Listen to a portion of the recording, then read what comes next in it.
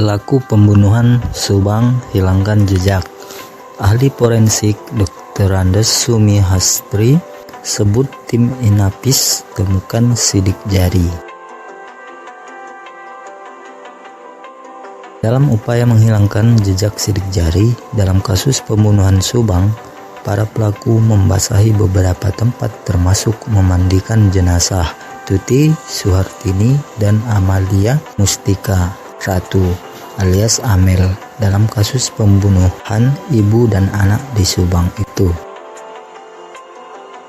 Namun, ahli forensik Mabes Polri Dr. Andes Sumi Hastri yang juga seorang polwan mengatakan bahwa tim penyidik dengan gigih berhasil mengumpulkan sidik jari dari beberapa tempat kejadian perkara atau TKP.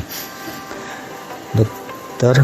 Sumi Hastri mengatakan meski lingkungan TKP dan mobil Alphard tempat ditemukannya jasad Tuti Suhartini dan Amel dalam kondisi basah, namun tim penyidik dan tim Inapis dengan kegigihannya berhasil mengumpulkan sejumlah sidik jari.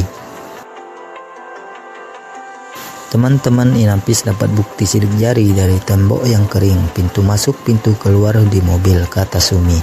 Dikatakan Dr. Sumi Hastri, meski mobil sudah dibersihkan dari sidik jari oleh para pelaku, namun bisa saja saat dibersihkan dilakukan terburu-buru sehingga di beberapa bagian mobil tersebut ditemukan jejak sidik jari. Sementara di kedua jasad korban, yakni jasad Tuti Suhartini dan Amel, Sumi Hastri mengatakan pihaknya tidak mendapatkan sidik jari apapun. Hal itu ditemukan Dr. Sumi Hastri saat berdialog dengan Denny Darko dan analis yang juga YouTuber Anjas di Thailand melalui kanal YouTube Denny Darko yang tayang pada Selasa 23 November 2021 malam waktu itu.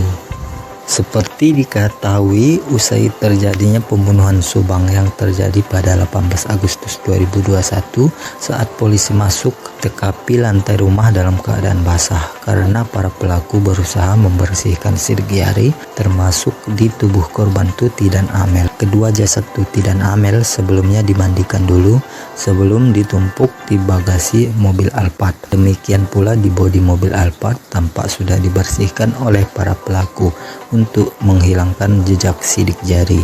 Dr. Sumi Hastri yang merupakan anggota Polwan sekaligus ahli forensik menyebutkan polisi sudah tahu dan yakin kasus pembunuhan ibu dan anak di Subang 100% akan segera terungkap.